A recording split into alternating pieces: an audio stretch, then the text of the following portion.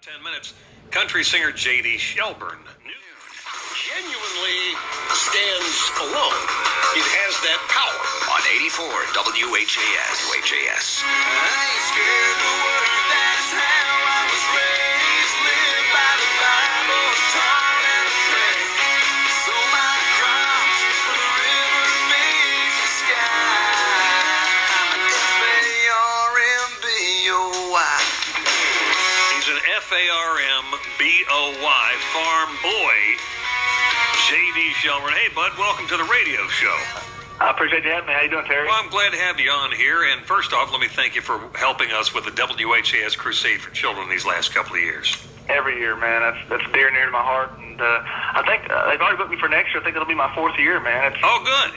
It's already 4 years. That's 4 years, man. We appreciate it, and you know, I don't know if you've ever noticed this or not, but girls tend to like you. They get all fired up when you walk out on stage. Hey, that's too bad my CDs, man. Gotta have the girls. All right, where did you grow up? Right in this metro area or somewhere nearby?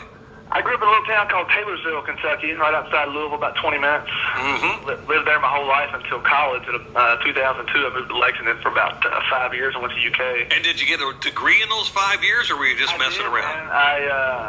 I actually got an associate's in web design, and I got a bachelor's in telecommunications. So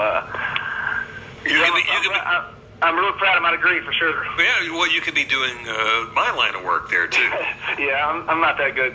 You're quite good on stage. I've seen you perform, as I said, at the Crusade, and I know that you do a lot of different gigs, and you're going to be, I guess, working again soon somewhere. Aren't you on a stage here next weekend?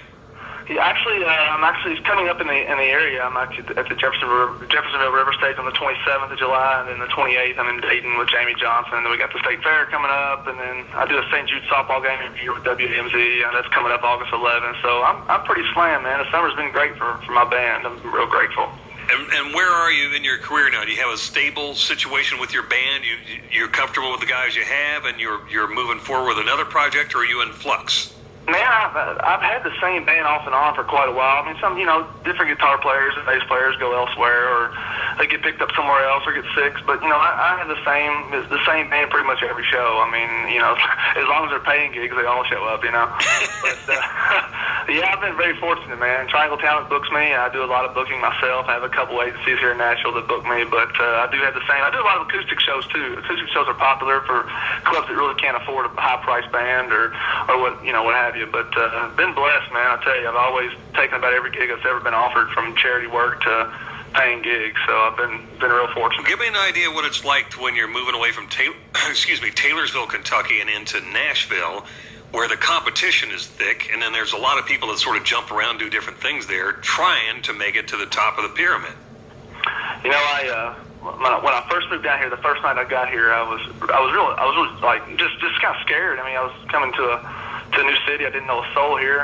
Of course, I had my degree in my pocket. I felt I could get a job. I moved down here February of 2008. Mom and Dad brought me down here in a U-Haul, and my brother came with me, and pretty much threw myself in an apartment, and luckily found a day job. I did insurance, health insurance, to pay the bills. And when I first moved to Nashville, I kind of had this whole horizon of Nashville being like the movies, the best singers on every stage, George Strait, Scott Brooks, every place you played. I just think I'd have no chance. When I got down here, I'd get out here and there by myself, just walk around, kind of check it out before I had any connections down here. And I realized the people in the bars, I just didn't think they were anything special. And I was like, well, maybe I got a shot at this. And, I never really played music growing up as a kid. I just kind of got into it the last 10 years when my grandmother passed away. And, I started putting together a band, and you'd be surprised how many more gigs you'd get if you have a Nashville address. I started sending out promos, and I barely had a band. I didn't know a soul down here, and I was getting calls. Oh, hey man, you're from Nashville. You've got to be a star then. These people, these little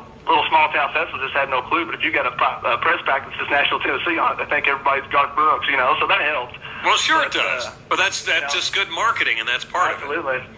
All right, now you had a cousin who's also a musician. I did, man. His name was Guy Shannon. He was big in the '70s, before my time, of course. But I still get people all the time at casinos or Ferris festivals that ask me if he's my father or if he's still playing. He hasn't been playing for since the mid '80s, but he still calls from time to time, and I'm kind of following his footsteps, so to speak. But Is he a good sounding board for you when you get frustrated? You're running into some obstacles. you know what? To be honest with you, man, I haven't really ever been frustrated in 10 years in the music business. Man, I've just been so fortunate. I've met the right people at the right time. All my bands, they're level-headed guys that want to play music. And, there's sometimes I've called Guy for advice, on certain things. And, he's always, sent me the right path. But I'm just fortunate, that I have a background, with a college degree that I can work a day job where I'm not starving myself in Nashville. And, music's kind of like, it's kind of like a hobby, but it's at the same time I'm working a day job, but I've got music in my back pocket. Well, if I was to hit superstardom, I could quit my day job and there I am. So. And you could be on your way right now because this song "Farm Boy" is released. We're playing a little bit of it here.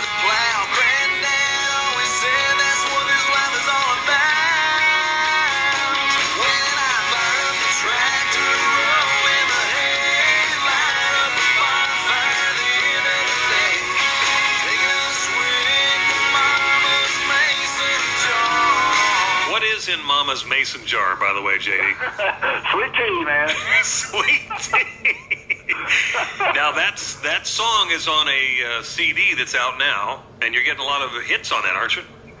Man, I'm getting it's actually blown me away, man. I mean, I've heard my songs on the radio, and met friends like you or anybody else throughout Kentucky or surrounding states that have played my songs. If I'm coming in town for a show, but I've never had this caliber of a song on a CD that is actually sent to 2,000 stations on your last second. And I've had stations call. I've had people. My Facebook friends have went up. My Twitter has gone out the roof. My YouTube views have shot through the roof. I mean, it's been overwhelming to say the least. I mean, I'm so grateful for fans and.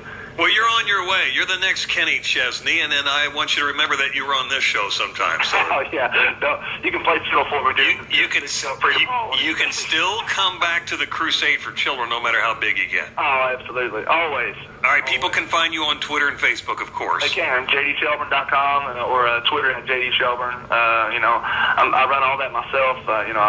It's always good to keep in contact with your fans. I don't let anyone else run my Facebook or Twitter. That's all.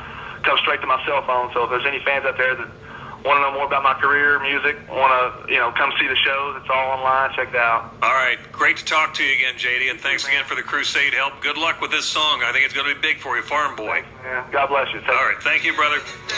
That is JD Shelburne. He says it's sweet tea in the mason jar. I'm going to go by his word. He's an honest young man. And he's a really good-looking kid, so the girls are all holding on to him. He has a hard time getting from the stage back to the van, or back to the SUV, or whatever it is that takes him away. JD Shelburne, last name spelled Shelburne.